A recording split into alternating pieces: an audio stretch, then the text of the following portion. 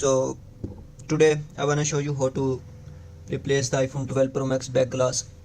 You can see the condition, it's fully dead. So I wanna show you how to remove broken glass and install a new glass. So let's see. So first of all we will remove this glass. So let's see. So this way we can remove the glass.